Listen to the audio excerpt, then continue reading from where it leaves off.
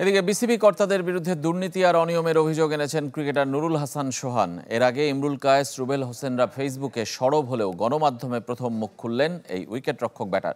রাজনীতি এবং ক্রিকেট একসাথে চলে না বলে মাশরাফি সাকিবের সমালোচনাও করেন নুরুল হাসান।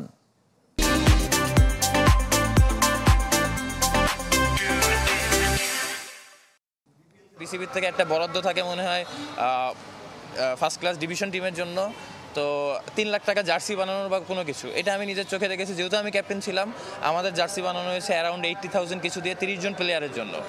সত্য বলতে দ্বিধা নেই, সরকার পতনের পর দিন বদলের হাওয়া। দেশের ক্রিকেটের অসঙ্গতিগুলো নিয়ে বিস্ফোরক নুরুল হাসান।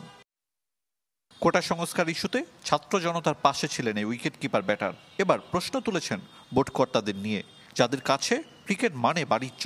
প্রিমিয়ার লিগে বৈষম্যের উদাহরণ অসংখ্য। তাদের এখান থেকে বাড়ি গাড়ি করার কিছু নাই। এই জিনিসটা যাতে না হয় ভবিষ্যতে। আমি জানি বাংলাদেশের এনভায়রনমেন্টে এই জিনিসটা কঠিন, বাট আমাদের ছাত্ররা দেখাই দিচ্ছে যে আমরা কিভাবে এক থাকতে পারি।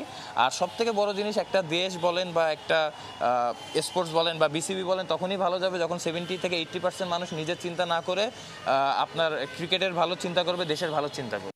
খেলার মাঠ থেকে রাজনীতির ময়দানে সাকিব, মাশরাফিরা, এতে অবশ্য কম সমালোচনা শুনতে হয়নি। নুরুল হাসানের মতে রাজনীতি আর ক্রিকেট একসাথে চলে না। রাজনীতিক একটা বড় জায়গা, তো রাজনৈতিক জায়গা থেকে মাঠে আবার ওই পরিমাণ আপনার এফোর্ট দেয়া আমার কাছে মনে হয় না এটা খুব ইজি জিনিস। তো কারো যদি এরকম হয়, সে খেলা রিটায়ার করে যে রাজনীতি করুক, দ্যাটস ফেয়ার এনাফ। বাট অবশ্যই খেলা চলাকালীন অবস্থায় আমার কাছে মনে হয় যে কিছু জিনিস প্রোটোকল অবশ্যই থাকা উচিত।